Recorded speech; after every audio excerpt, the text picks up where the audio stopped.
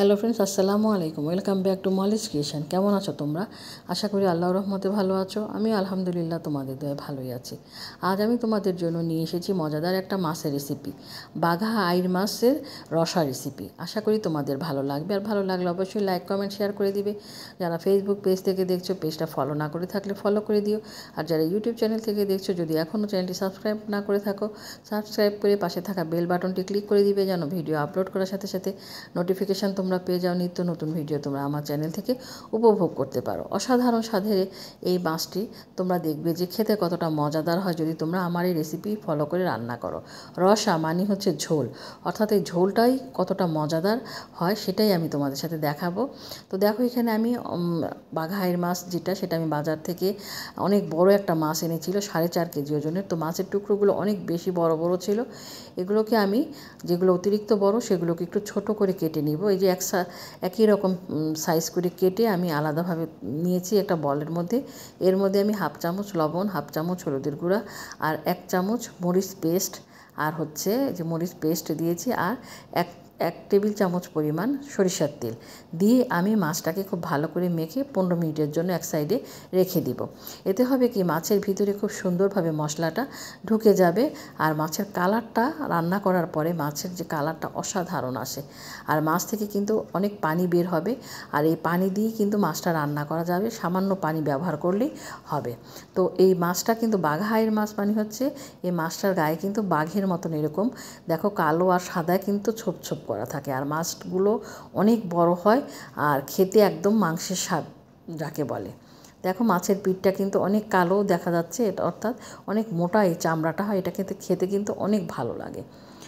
তো চলো দেখে নেওয়া যাক কীভাবে এখন রান্নাটা শুরু করি। চুলায় একটা কড়াই বসিয়ে দিয়েছি, এর মধ্যে আমি দিয়েছি 1/2 কাপ পরিমাণ সয়াবিন তেল। তেলটা যখনই গরম হয়ে উঠবে তখনই এর মধ্যে আমি একটা তেজপাতাকে চিড়ে 3-4 টুকরো করে তারপরে আমি এই তেলের মধ্যে এই তেজপাতাটাকে দিয়ে দিব।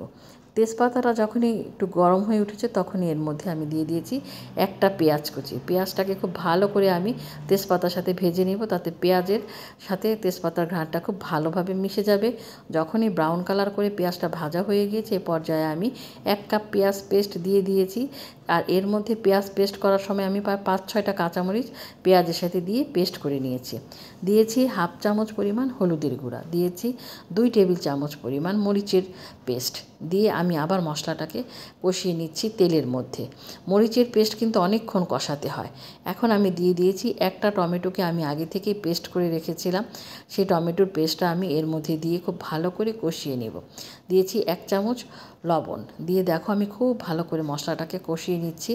এখন আমি এর মধ্যে দিয়ে দিব 2 চামচ পরিমাণ আদা পেস্ট, এরপরে আমি দিয়ে দিব 2 চামচ পরিমাণ রসুন পেস্ট। দেখো 2 চামচ পরিমাণ রসুন পেস্ট দিয়ে দিয়েছি। এরপরে আমি এর মধ্যে দিয়ে দিব 1 চামচ জিরার গুঁড়া। এখন এই মশলাটাকে খুব ভালো করে কষাবো, এভাবে নেড়ে নেড়ে কষাতে হবে, আর যেন পোড়া না লেগে যায় সেদিকে খেয়াল রাখতে হবে, আর অল্প অল্প করে গরম পানি দিয়ে দিতে হবে। এর মধ্যে এখন আমি দিয়ে দিব, দেখো যে মশলার অল্প অল্প করে দিয়ে দিয়েছি, পানি দিয়ে দিয়ে কষিয়ে নিয়েছি। এর মধ্যে আমি দিয়ে দিয়েছি 1/2 চামচ এলাচের গুঁড়া, আর দিয়ে দিব 1/2 চামচ জিরার গুঁড়া, 1/2 চামচ দারচিনির গুঁড়া দিয়ে আমি এটাকে আবার কষিয়ে নিচ্ছি। তোমরা কিন্তু এলাচ দারচিনি আস্তও দিতে পারো, তবে আমার বাসায় কেউ আস্ত এলাচ দারচিনি পছন্দ করে না, সেজন্য আমি এখানে গুঁড়াটাই ব্যবহার করি।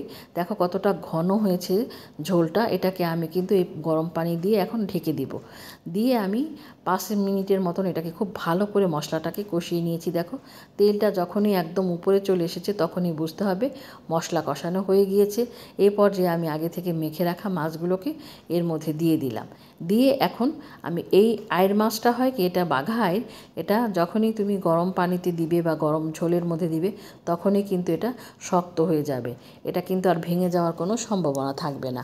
তো এই যে দেখো এভাবে উল্টে পাল্টে একদম সেট করে দিয়েছি মাছটাকে, দিয়ে আমি একদম 5 মিনিটের মতন ঢেকে এটাকে রান্না করেছি, আর একটু পরপর একটু নাড়া দিয়ে দিয়েছি।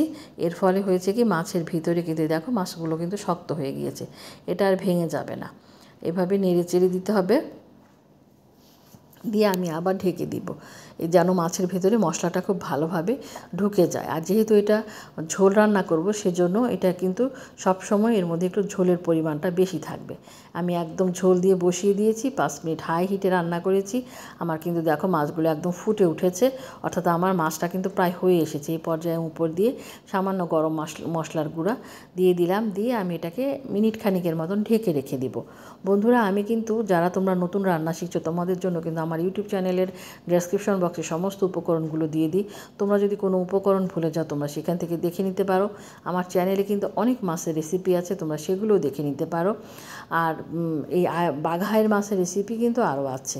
তো দেখো সামান্য ঝোল দিয়ে আমি ঢেকে আমি এটাকে 1 মিনিট বা 2 মিনিটের মতন রেখে আমি এটা বন্ধ করে দিয়েছি চুলাটা।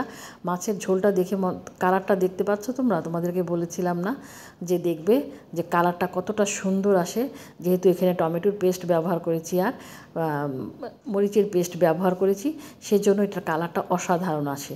আর এই ঝোলটা একটু পাতলা মনে হচ্ছে, কিন্তু এটা কিন্তু যখনই ঠান্ডা হবে আরও গাঢ় হয়ে যাবে। আর এই পাতলা টাইপের ঝোলটাই কিন্তু খেতে অসাধারণ লাগে। গরম ভাত, রুটি, পরোটা সব কিছুর সাথে কিন্তু অসাধারণ লাগে। আমি কিন্তু এটা রুটি দিয়ে খেয়েছি, অসাধারণ লাগে এই রান্নাটা।